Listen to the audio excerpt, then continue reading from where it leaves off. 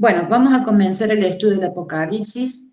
Este es un resumen que se compone de 4 clases que se van a dar los próximos, este sábado y los otros próximos 3 sábados, Dios mediante. En este hoy vamos a ver de Apocalipsis 1 al 5, en la clase número 2 de Apocalipsis 6 al 11,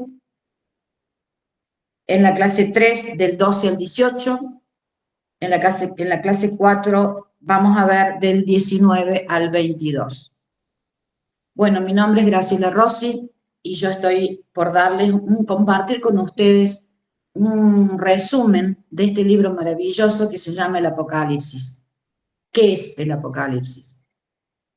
Además de ser el último libro de la Biblia, de las Sagradas Escrituras, es una carta de amor que Dios tomó la decisión de dejarle a su pueblo y a todos aquellos que sean beneficiados con su estudio, porque está totalmente destinado a que cualquiera puede estudiarlo y comprenderlo. Y es menester que lo haga, porque en esta carta de amor Dios nos ha dejado muchísima información, muchísima, que es muy importante. En primer lugar, porque es una advertencia para que el pueblo de Dios, en la etapa final de este mundo, que nosotros y que la Biblia le llama, y Jesús mismo, la gran tribulación, pueda estar preparado para no ser engañado y para no perder su vida eterna. Por eso es tan importante que lo estudiemos.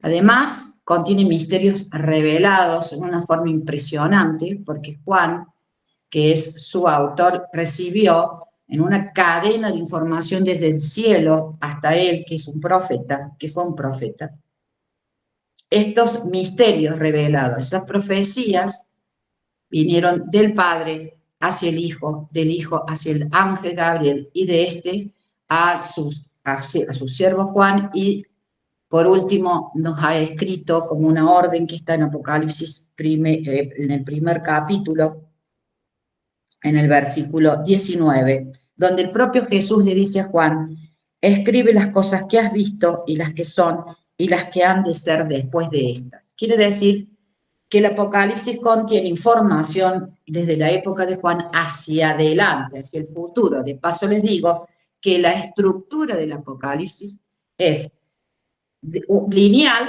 de tiempo, es decir, siempre hacia el futuro, porque de eso se trata una profecía, de anticiparse al futuro, para revelar a las personas que quieran saber las cosas que van a suceder, lo que Jesús tiene para explicarnos. Bueno, de hecho, hay una bienaventuranza que está en el capítulo 1 para todos aquellos que lean esta profecía y las oigan.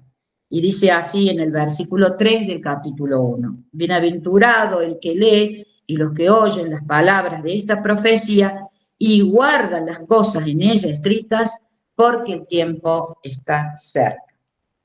Bueno, Jesús también nos habló de profecías del tiempo del fin. Nosotros en Mateo 24, que es muy bueno complementar con este estudio del Apocalipsis todo el capítulo 24 de Mateo, porque el mismo Jesús nos explica muchísimas señales que nos están prácticamente a gritos diciendo que estamos muy cerca del fin y de la venida de nuestro Señor Jesús. Él habla de señales que en su oportunidad las vamos a mencionar, el mismo Cristo las menciona, y entre ellas hay muchísimos engaños, ¿sí? Entonces, justamente lo que Dios no quiere es que en esta etapa final su pueblo sea confundido y engañado y así pueda perder el camino, ¿sí? Que lo lleve a la salvación. Por eso digo que es una carta de amor, por eso digo que es un mensaje de salvación y que nosotros hoy por hoy hemos descuidado su estudio como pueblo, por lo tanto todavía hay tiempo antes que se cierre la gracia para salvarse. ¿Y esto qué significa? El tiempo de salvación para que una persona se pueda decidir por ser fiel al Señor o no. En este caso decimos que ese sería el fin del tiempo de gracia, es decir, el tiempo que nos da Dios mientras que estamos vivos en forma individual, y hay también un tiempo de gracia para el mundo entero que cuando se cierre ya nadie podrá tener un cambio o una decisión. Ya la tomó y ya se acabó. Entonces, ¿qué tenemos que aprender? ¿Y por qué estudiarlo? Bueno, justamente para estar preparados, porque ya mismo Jesús en Mateo 24, que me gustaría que lo lean detenidamente, habla de que tenemos que estar velando para que nosotros sepamos, cuando estas cosas sucedan, las que se detallan en este libro, qué tenemos que hacer, a quién tenemos que oír, a quién vamos a obedecer. Y de eso depende. La salvación depende de decisiones. Y estas decisiones tienen que estar muy bien fundamentadas en la palabra de Dios. Entonces, vamos a ver nosotros en el capítulo 1, rápidamente, recordemos que esto es un resumen. Bueno, nosotros vamos a compartirlo en 4 partes para que sea más fácil su estudio. De paso les digo que el Apocalipsis no es tan difícil cuando uno se propone estudiarlo, escudriñarlo, o sea, meterse dentro de este estudio. Dios da pistas a muchos símbolos en la propia palabra para que nosotros descubramos esos misterios que no están, digamos, tan fáciles de ver para ciertas personas que lo buscan con un interés que no es el correcto. ¿Cuál sería el interés correcto? Conocer al Señor, conocer su voluntad y aprender a ser obedientes. Entonces, cuando uno tiene esa actitud, es como que la mente se abre y Dios, con su Espíritu Santo, ¿no es cierto?, nos ilumina para que nosotros podamos entender esos símbolos y esas verdades. Básicamente, en el capítulo 1, Juan está, digamos, recibe una visión estando preso en una isla por haber sido fiel a la palabra de Dios. Lo pusieron preso, lo aislaron en una isla llamada Patmos. Pero en este lugar, lejos de ser, una prisión, es horrible, pero para él fue maravilloso lo que recibió y que yo quiero compartir con ustedes, porque él tiene una visión y lo ve a Jesús. ¿Dónde estaba Jesús en ese momento? Bueno, sus ropajes lo indican en el capítulo 1, lo podemos leer después detenidamente, que estaba vestido con una túnica blanca, es la túnica de un sacerdote, estaba en el lugar santo, ¿sí? Ese era el tiempo en que Juan lo ve a Jesús en ese lugar cumpliendo la función de sacerdote. Recordemos que en el cielo, ¿sí?, existe un santuario, el santuario celestial, y allí hay 2 departamentos, el lugar santo y el lugar santísimo. En el lugar santo, ustedes pueden ver después en el estudio de la Biblia, que también está en la página de este ministerio, pueden ver también cómo son las funciones y cómo eran las funciones de un sacerdote terrenal para explicar cómo es o cómo fue el ministerio de Cristo como sacerdote en el lugar santo o primer departamento del santuario celestial, en el cual Jesús, cuando fue al cielo, después de que resucitó, comenzó este ministerio, perdonando nuestros pecados como intercesor, digamos. Ahora, existe una fecha en la cual lo vamos a ver un poquito más adelante ahora, en breves momentos, en la cual Jesús, habiendo terminado esta obra, abrió la puerta al lugar santísimo, que es el segundo compartimiento del santuario celestial, dejando atrás el lugar santo, comenzando un nuevo ministerio en el lugar santísimo y ya como sumo sacerdote. Continuando la obra del perdón de los pecados, que es cuando uno los confiesa y se elevan al cielo nuestros pecados, y Él los recibe y los envuelve con su justicia, entonces allí quedan los pecados que cuando nos toca el juicio, y ahora es importante porque vamos a hablar de lo que es el juicio es toda persona, todo país, todo gobierno, toda la humanidad, desde que el hombre está en la tierra, quiere decir desde el propio Adán, en adelante, tienen que ser juzgados, ¿sí?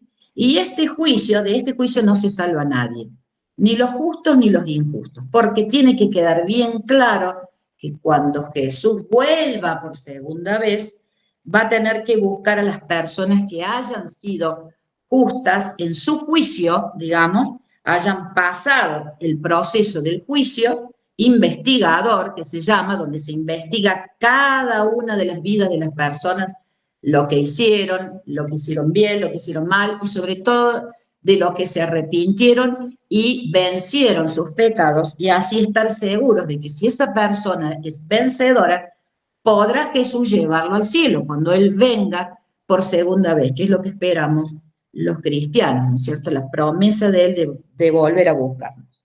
Entonces en el Apocalipsis se presenta, pero en este lugar, en el primer departamento, se presenta en el lugar santo, donde Jesús estuvo hasta cierta fecha, que nosotros en un estudio que hicimos y que se hace, y lo pueden ver ustedes, se sabe de que esa fecha fue 1844. ¿Por qué? Por una profecía bíblica que decía también que iba a haber, eso está en Daniel capítulo 8, en el libro de Daniel, que decía que después de un evento, ¿sí?, histórico, se iban a contar 2300 años y que recién ahí Jesús iba a purificar el santuario, pero no el de la tierra, sino el del cielo. Y estos dos puntos significa que él iba a comenzar la obra del juicio. Para purificar el santuario, lo que se tiene que hacer es borrar esos pecados, borrarlos, los pecados de aquel que estuvo en un juicio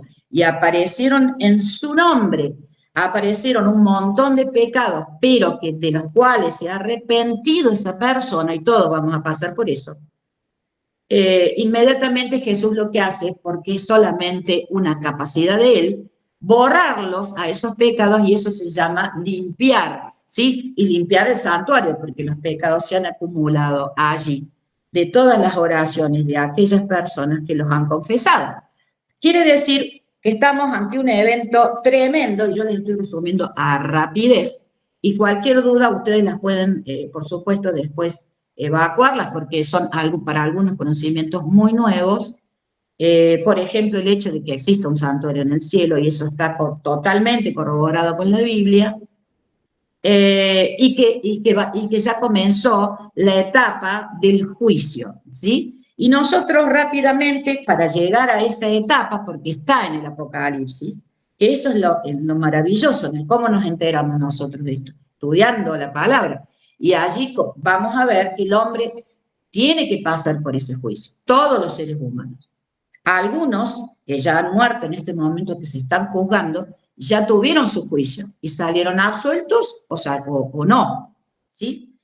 Pero, ¿cuándo van a recibir esa sentencia? Digamos, como un juicio de la tierra. Cuando Jesús venga, esa parte del juicio, que es darle a cada uno o su recompensa o su castigo, según cómo hayan salido en ese juicio, directamente lo va a hacer el propio Jesús cuando venga a la tierra por segunda vez. Este evento de que Jesús va a volver a la tierra por segunda vez también está en el Apocalipsis, y lo tenemos incluso en un capítulo que lo vamos a estudiar en una clase posterior.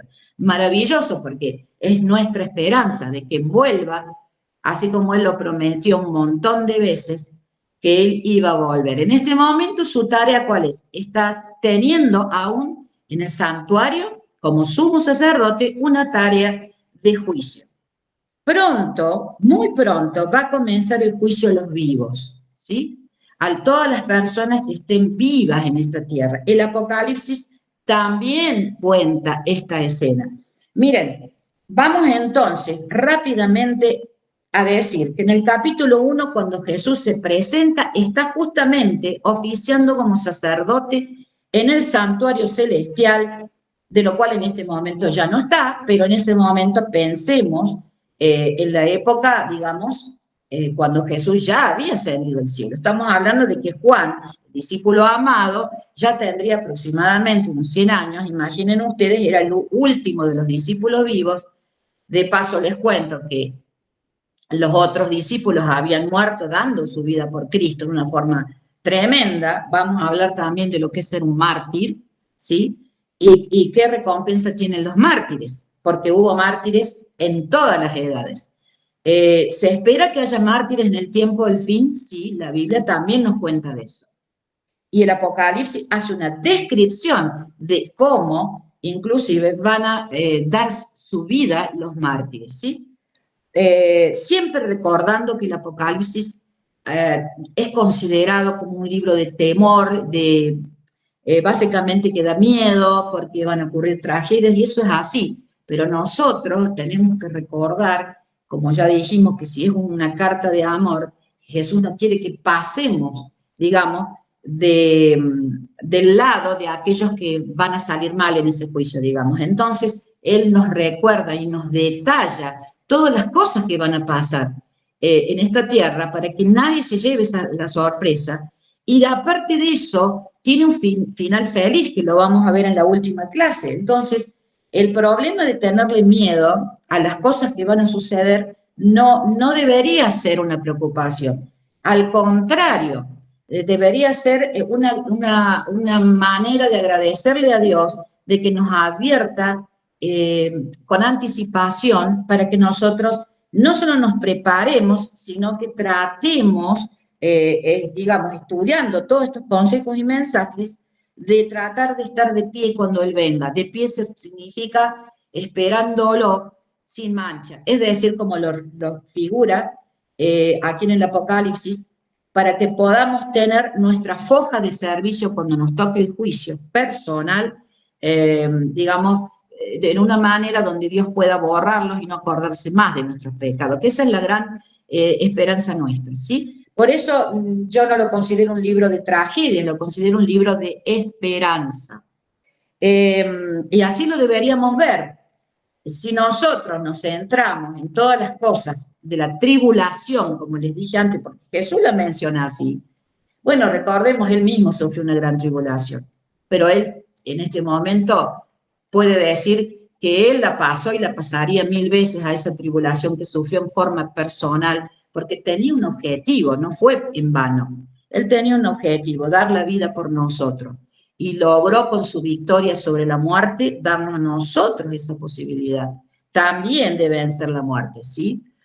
Entonces, básicamente les hablo de esa generalidad del Apocalipsis, pero ya entendiendo de que esta visión, que después ustedes la van a leer de todo el capítulo 1, también nos deja mensajes a distintas iglesias que de ese momento tenía Juan, ¿sí?, en el Asia Menor, que era el lugar donde él estaba, ¿no?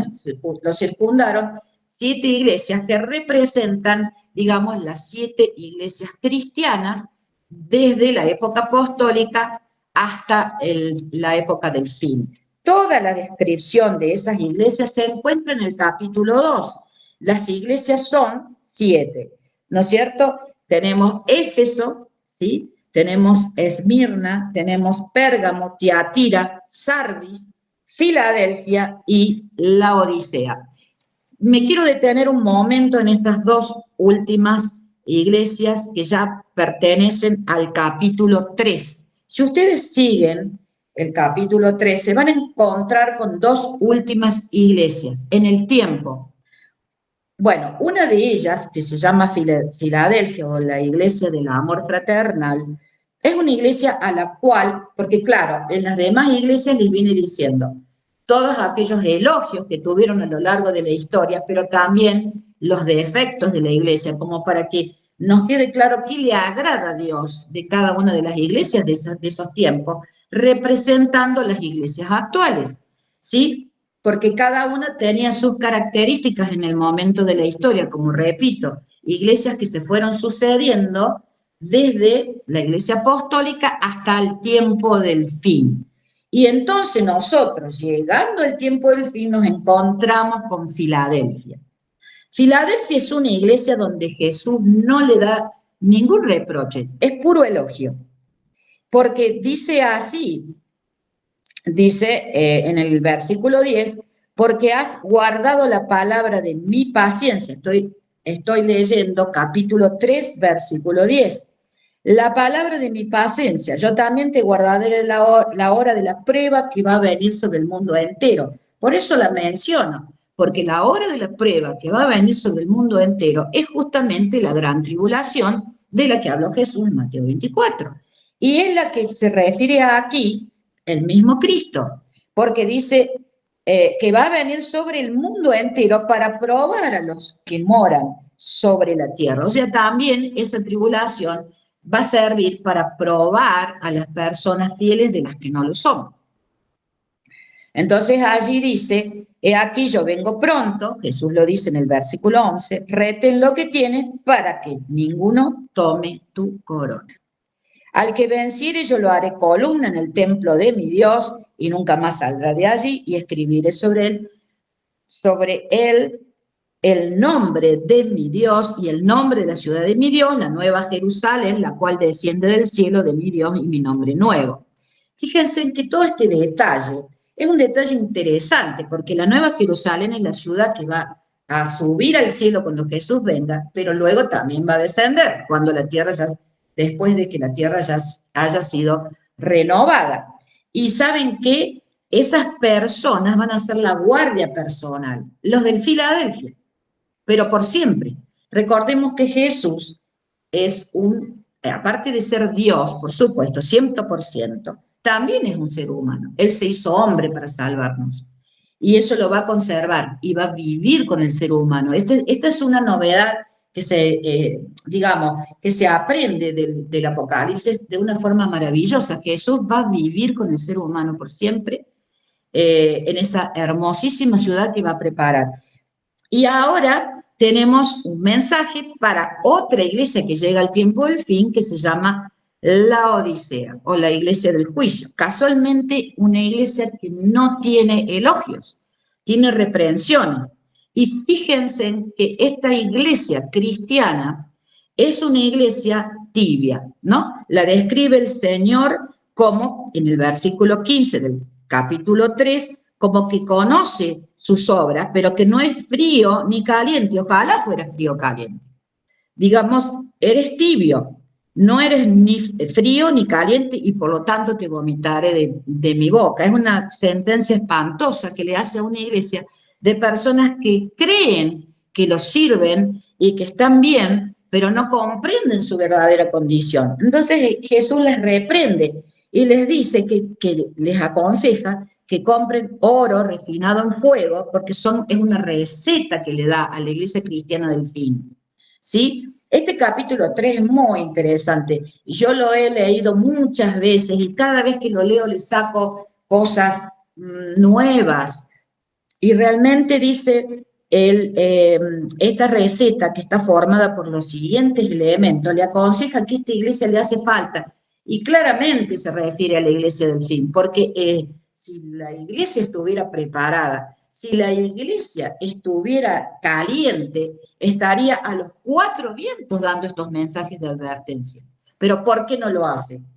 Primero, porque no lo conoce, y segundo, porque su corazón está en otro lugar, evidentemente, está más en las cosas del mundo que en las cosas de Dios.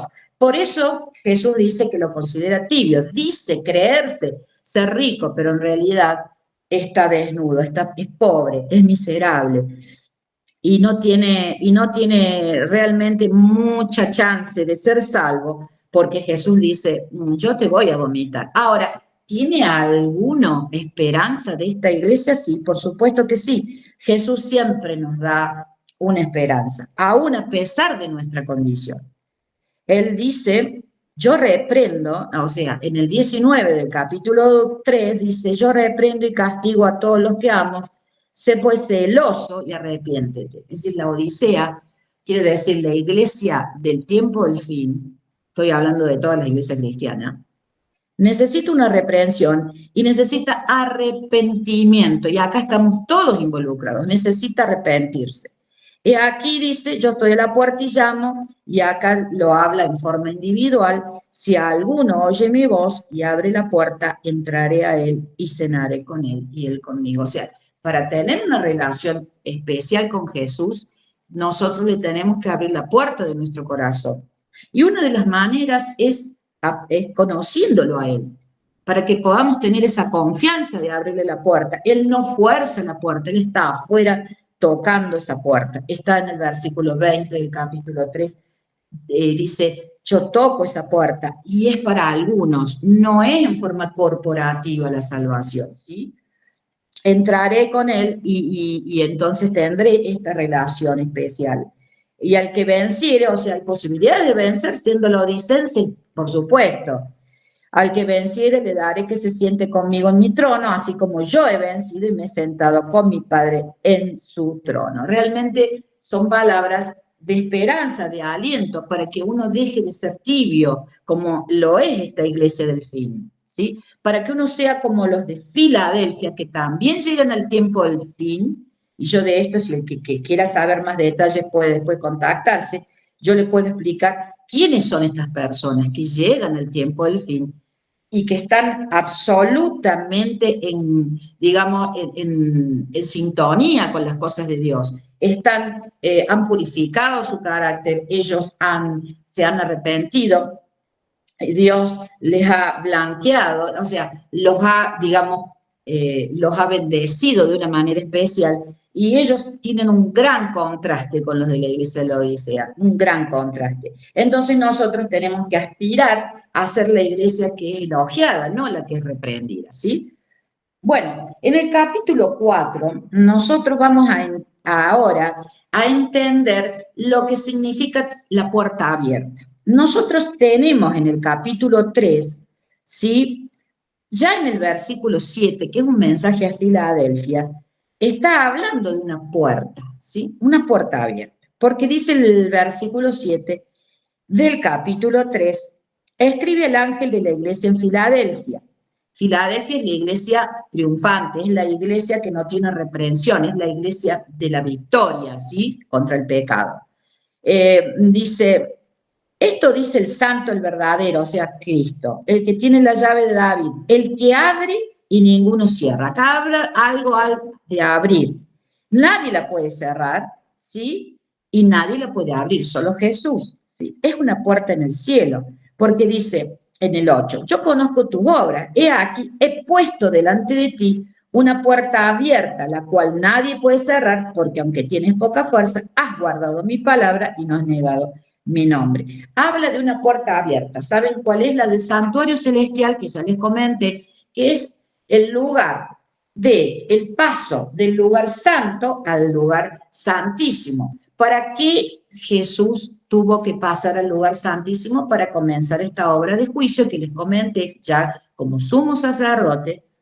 Para limpiar esos pecados que ya fueron confesados, que ya fueron perdonados en el lugar santo, que se siguen enviando incluso pecados al cielo en ese lugar, pero que ahora Jesús está dedicado, según cada persona le toque, y les tocó en su etapa ser juzgados, borre o no esos pecados si se han vencido. Entonces, esa puerta, ya dijimos, se abrió según la profecía de Daniel 8:14 en 1844. Allí está Jesús, en esa puerta abierta, habiéndola pasado y habiéndola cerrado, quiere decir que ya después nadie la puede abrir.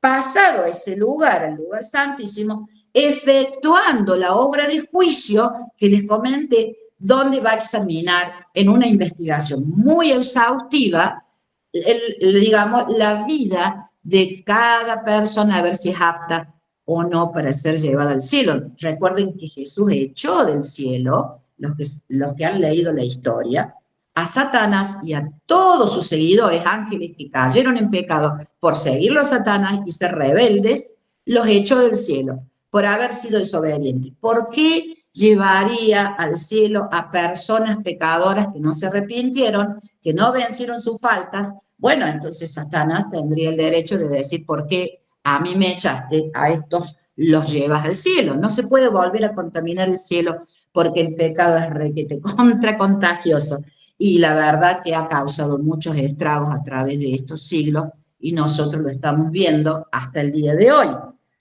De paso, la maldad está creciendo de una manera impresionante, así como fue destruido el mundo antidiluviano, ¿sí? Allá desde Adán en adelante, digamos, la maldad creció de una forma exponencial. Dios jugó a ese mundo y solamente se salvaron muy pocas personas. Bueno, ahora la maldad está realmente también creciendo de una manera increíble. Parte de esas señales que yo les dije que hay con las cosas que están pasando, cosas que ni sabemos en esta tierra. Entonces Jesús tiene que venir a ordenar la situación. Y a aquellas personas que realmente no se sientan a gusto en este mundo porque están clamando para que esto termine, bueno, Jesús también escuchó esas oraciones y está muy deseoso de venir a buscar a su pueblo. Ahora tenemos en el capítulo 4 otra vez la mención de esta puerta. Dice, después de esto, mire en el versículo 1, he aquí una puerta abierta en el cielo. Vuelve a mencionar el tema de la puerta, que es el paso del lugar santo al santísimo, dando a entender que desde esa fecha Jesús ya pasó a ese lugar, al santísimo, para efectuar esta obra de purificación y limpieza. El pueblo judío lo llama el Yom Kippur, ¿sí? O el día de la expiación, el día de la purificación o de la limpieza. Entonces, aquí tenemos una puerta abierta en el cielo, dice, claramente aludiendo de que hay un santuario en el cielo, cosa que muchas personas de distintas denominaciones cristianas desconocen. ¿Por qué lo desconocen? Por falta de estudio de la palabra. Claramente, si ustedes leen en el libro de Hebreos, también se hace la alusión de que hay un santuario en el cielo. Entonces, dice así, y la primera voz que oí, como de trompeta, hablando conmigo, dijo, sube acá y yo te mostraré las cosas que sucederán después de esta. Como les dije, es una sucesión de eventos siempre hacia el futuro, siempre como una línea de tiempo que va hacia adelante, hacia el tiempo del fin, ¿sí? Entonces, allí, desde el versículo 2 y en adelante, empieza a describir una escena que está ocurriendo en el cielo, precisamente en el lugar santísimo. ¿Por qué? Porque esa puerta ya está abierta y una vez que Jesús pase a ese lugar, se cierra la puerta y ya lo que vio Juan, que era de su tiempo, que era Jesús en el lugar santo, ya pasó. Ahora nos encontramos en el lugar santísimo. Claramente el capítulo 4 se refiere al momento en que Jesús pasa, luego de que abre esa puerta, para después no volver atrás. Entonces comienza el juicio, este juicio que les digo. ¿Cómo sabemos que es un juicio? Bueno, es una escena de juicio. En primer lugar, hay un trono. En el versículo 2 del capítulo 4 describe un trono. ¿Establecido en dónde? En el cielo. ¿Quién está en ese trono? Hay uno sentado, dice. Hay uno sentado. ¿Cómo es su aspecto? Lo dice el versículo 3. Habla de un aspecto tremendo, ¿no? Habla de que hay un arco iris alrededor, habla de piedras preciosas, de esmeralda, una descripción impresionante. Juan se queda pasmado de verlo. Y había también, en el versículo 4, menciona que al lado de este trono hay como 24 tronos más, y sentados en esos tronos hay 24 ancianos vestidos con ropas blancas, con coronas de oro, como de victoria esas coronas. Ellos son los veedores, son los testigos de ese juicio. Es una escena como la que nosotros podemos ver en un juicio de la tierra, ¿sí? Hay un jurado, pero hay un juez también, ¿sí? Hay un juez. En este caso, ¿quién es el juez? El que está sentado en el trono. Hasta que va a aparecer alguien, ¿sí? Va a aparecer alguien que vamos a ver quién es el que va a aparecer. Rápidamente, entonces, vamos a ir, porque hoy vamos a ver este versículo, este capítulo 5 también.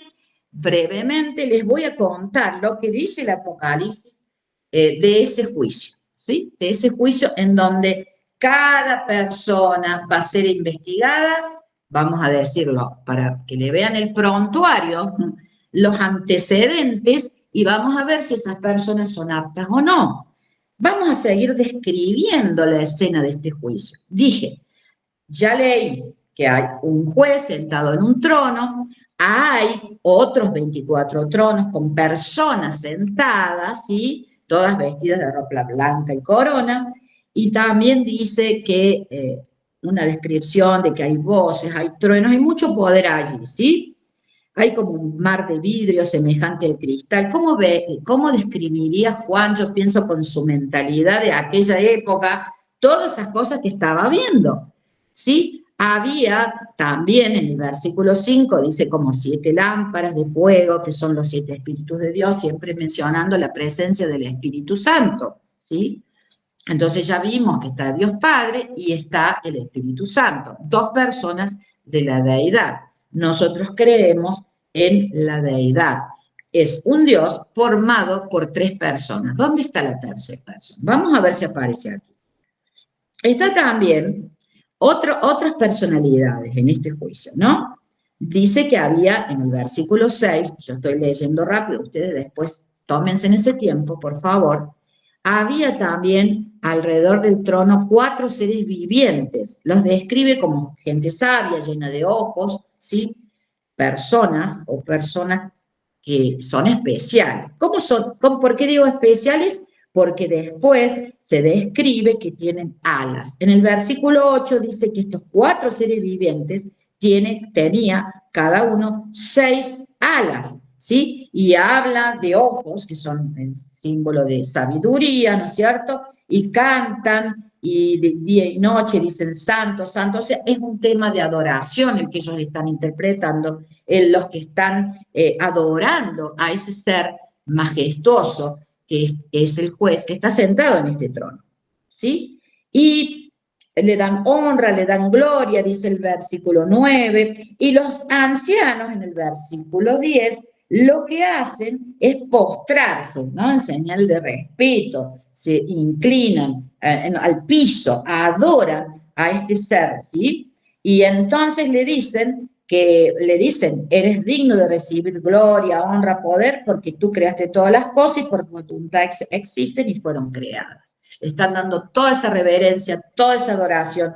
De hecho, que en la Biblia, por lo menos en la mía, dice que es una situación de adoración celestial. ¿Sí? Está ocurriendo en el cielo. Juan está viendo esta visión en el cielo.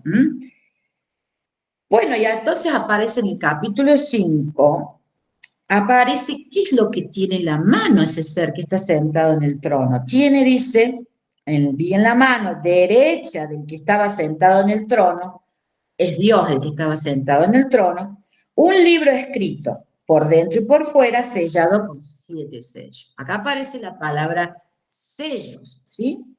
Sellos quiere decir algo que está como bloqueando, algo que está cerrando estos sellos. Y acá hay que abrirlos, porque ¿cómo vas a ver un expediente que está sellado, lacrado?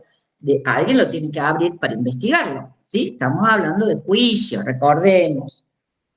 Entonces dice en el versículo 2, fuerte que pregonaba a gran voz, ¿quién es digno de abrir el libro y desatar sus sellos? O sea, ¿quién es digno de investigar o juzgar a los seres humanos desde Adán en adelante?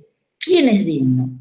No había, dice en el 2, en el 3, ninguno era digno, ni en el cielo, dice, ni en la tierra, ni debajo de la tierra, podía abrir el libro ni aún mirarlo. Estamos hablando de alguien que realmente tiene que tener autoridad, dignidad para hacer, digamos, la investigación de ese libro, que no es otra cosa que la historia de toda la humanidad. Con sus acciones, con sus pensamientos, con todo, con todo, con todo, con todo.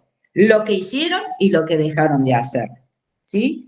Entonces lloraba yo mucho. ¿Quién lloraba? Juan. ¿Por qué lloraba Juan? Porque no se había hallado ninguno digno de abrir el libro, ni de leerlo, ni de mirarlo siquiera. Y uno de los ancianos me dijo, no llores, es aquí, y acá nombra que sí hay uno que es digno. Dice, el león de la tribu de Judá, uno de los nombres que se le asignan en la Biblia a Cristo. Dice, la raíz de David, él es un descendiente del rey David, ha vencido para abrir el libro y desatar sus 7 sellos. O sea, el único digno es Cristo.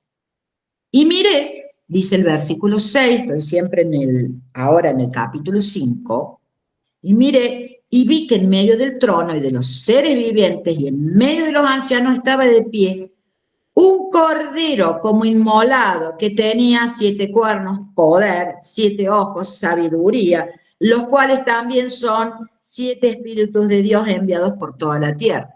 ¿Sí? El Espíritu Santo presente. ¿sí?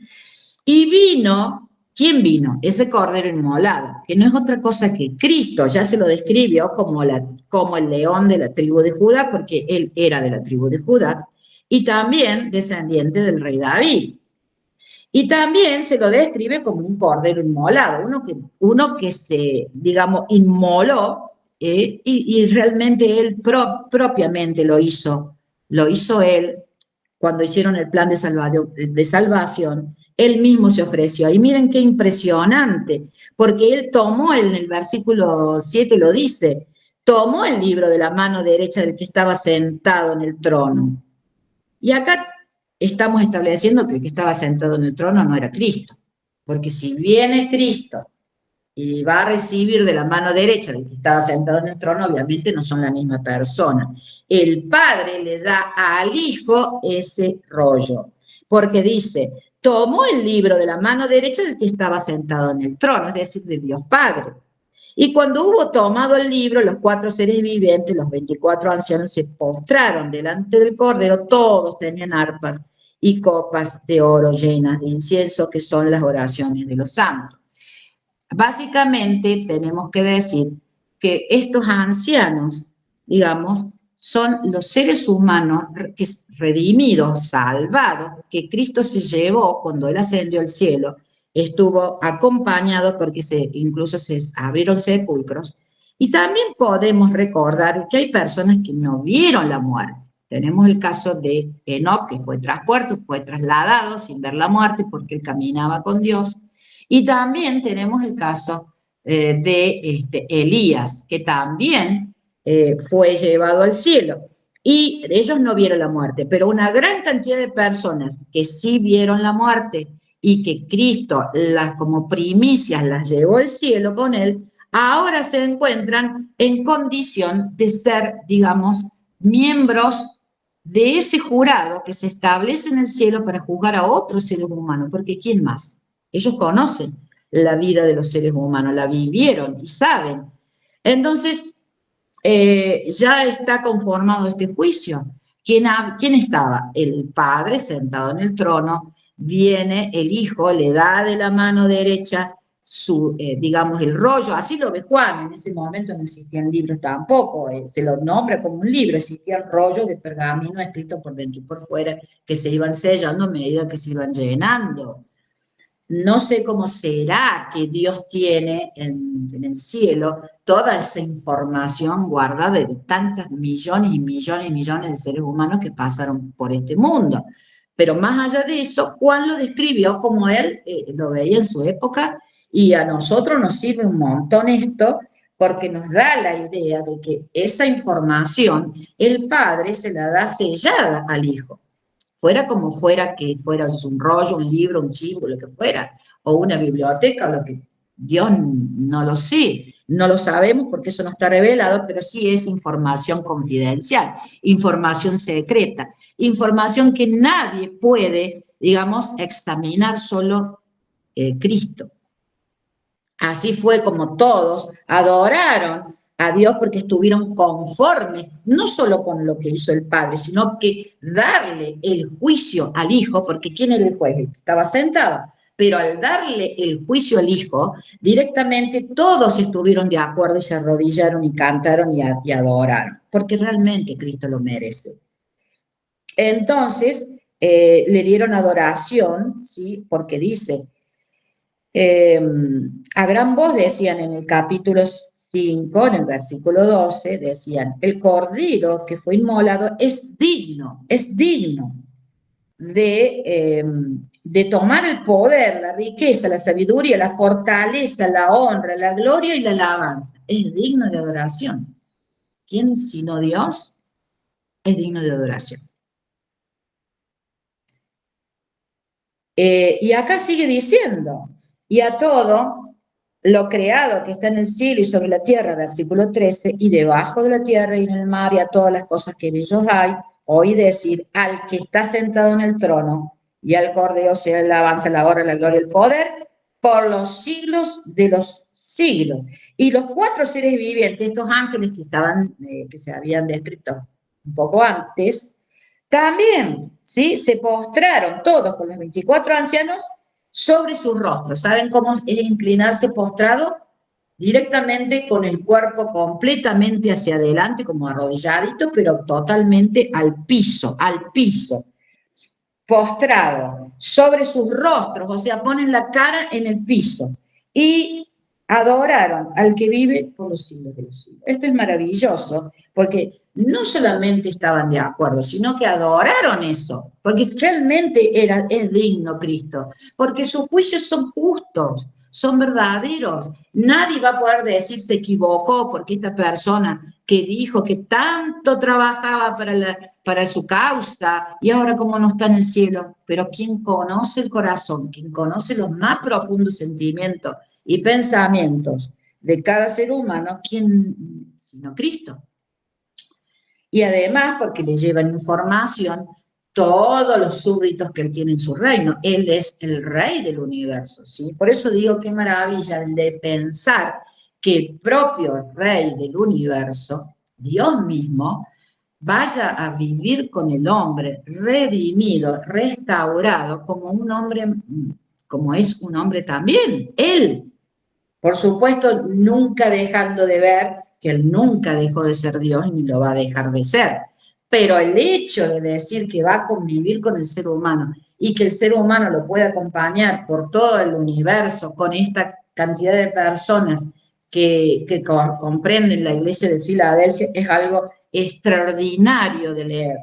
Realmente este juicio, esta escena de juicio es la preparación para una apertura de sellos que vamos a ver en la próxima clase en el capítulo 6. Porque el capítulo 6 no es otra cosa que desde Adán en adelante, por etapas, ir abriendo esos sellos que solamente Cristo lo puede hacer. De hecho, que dice en el versículo 1, vi cuando el Cordero abrió uno de los sellos. ¿Quién abrió el sello? Que no era que es digno solamente Cristo, por supuesto, él solamente lo pudo abrir. Y oí uno de los cuatro seres vivientes decir, como voz en trueno, ven y mira. Es decir, lo invita a Juan a ver cuál es la etapa que se está por abrir. Y Juan la describe perfectamente. Nosotros vamos a ver, cuando veamos el capítulo 6 en la clase siguiente, en este resumen que estamos haciendo del Apocalipsis, vamos a ver esas etapas y en cuál etapa nos encontramos ahora. ¿Por qué creen ustedes que uno dice así tan seguramente que estamos muy cerca del fin de la venida de Jesús?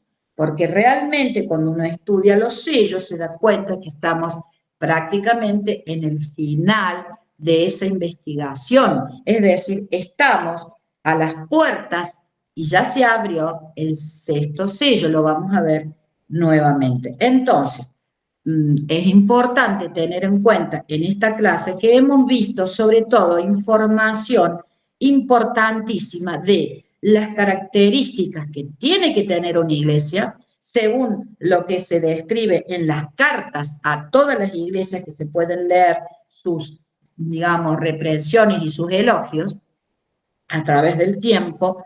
Iglesias algunas fueron muy perseguidas y la verdad es que cuando una iglesia está muy perseguida, que no es el caso de, por ejemplo, en nuestros tiempos, salvo en algunos países donde está prohibido leer la Biblia incluso, pero en general la iglesia cristiana no, en general hablo, no sufre de persecuciones así a muerte, porque hay todavía en la mayoría de los países cierta libertad religiosa, cierta libertad religiosa. Entonces, nosotros podemos ver en el pasado que cuando las iglesias sufrieron persecuciones, digamos, fue beneficioso en cierto, digamos, en cierto lugar. ¿Por qué?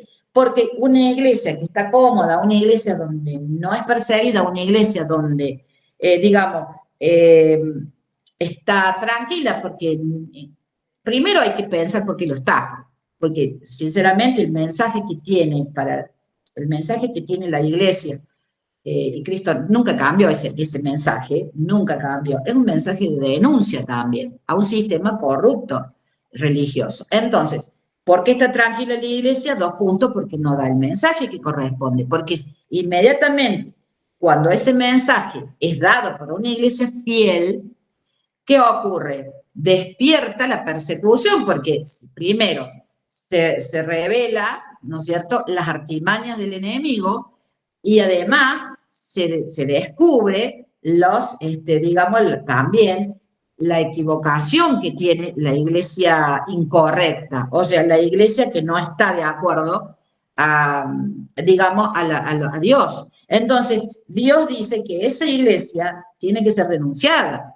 ¿Por qué? Porque hay muchas personas que están sin saberlo en una iglesia que es masiva, que es incorrecta, debe ser denunciada, y cuando eso no ocurre, bueno, la iglesia, obviamente, la iglesia de Dios no es perseguida, supuestamente, no dio el mensaje correcto, ¿sí? Porque inmediatamente el enemigo que avala las iglesias incorrectas se va a poner muy mal cuando se sienta desenmascarado, entonces va a perseguir a la iglesia. Esto no ocurre, bueno, la iglesia está tranquila.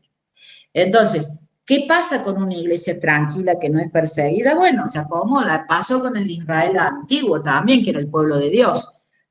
Y cuando ellos no tenían problemas y cuando estaban, cuando tenían, digamos, todo lo necesario para sus necesidades básicas y no tenían ni que pelear con pueblos y demás, ¿qué sucedía? Ellos entraban en pecados, se ponían muy laxos y no cumplían la misión que Dios les daba. ¿Puede suceder eso actualmente? Por supuesto que sí.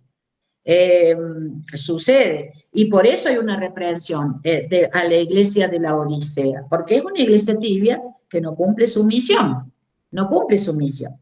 Entonces, nosotros vamos a ir viendo qué es cumplir la misión. ¿Cuál es el mensaje final digamos, en los futuros clases?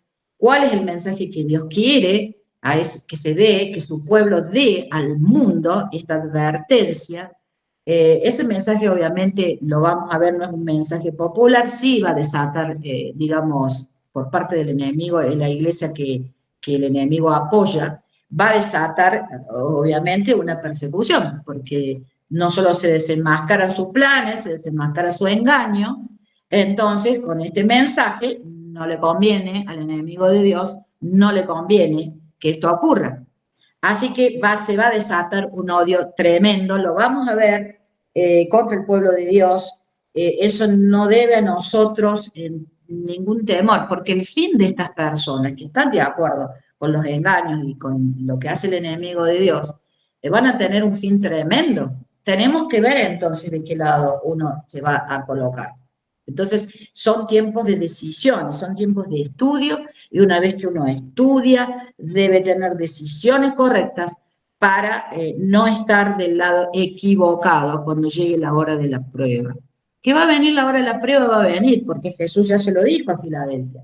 Yo quiero protegerte de esto el día que venga la prueba. Lo dice en el versículo 10, lo hemos leído, del capítulo 3.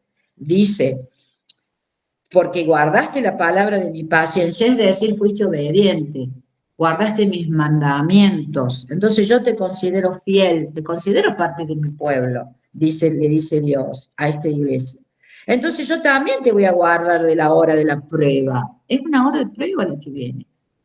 Le llama a Jesús la gran tribulación, pero en realidad es una prueba para todo el mundo y específicamente para la iglesia que dice ser la iglesia seguidora de Jesús. Entonces, la hora de la prueba que ha de venir sobre el mundo entero, para probar a los que moran en la tierra, es decir, es una prueba para todo el mundo. Ya nadie podrá decir, yo no quiero decidirme. Va a ser blanco o negro. O obedecemos a Dios, o obedecemos la ley de los hombres. Obedecemos a Dios y su ley, o obedecemos la ley que inspiró Satanás en la iglesia equivocada. Vienen tiempos de engaño. Por eso hay que estudiar. ¿Por qué hay que estudiar el Apocalipsis? Para no ser engañado. Básicamente, este mensaje les dejo hoy para que lo reflexionen, para que lean del capítulo 1, anoten las dudas que le hayan quedado, recordando que esto es un resumen. Anoten las dudas que después uno pueda, bueno, en forma personal, tal vez ampliar algunos de estos conceptos, pero quiero que se lleven el concepto de que básico, de que hay un santuario en el cielo, y lo que hizo Dios en su amor, en su misericordia, fue mostrarle, digamos, a Juan, a su discípulo amado, ya en su vejez, y lo hizo para nosotros. Esta bienaventuranza de dejarnos a nosotros la información de que en ese santuario estuvo y está Él en los distintos departamentos, en los dos que tiene, haciendo distintas funciones. Y en este momento la última función es esa, es ir limpiando, borrando nuestros pecados, pero dependiendo de este juicio que se está llevando a cabo una vez que se abrió la puerta al lugar santísimo, descrito en el capítulo 4 y 5 del Apocalipsis. Quiera Dios, quiera Dios que cuando toque nuestro nombre, ojalá que tengamos las decisiones correctas de decir a quién vamos a servir, a quién vamos a obedecer y que hagamos todo nuestro esfuerzo y con la ayuda de Dios para poder estar de pie cuando Él venga a buscar a su pueblo. ¿Sí? Bueno, Dios los bendiga y nos vemos entonces en la próxima clase.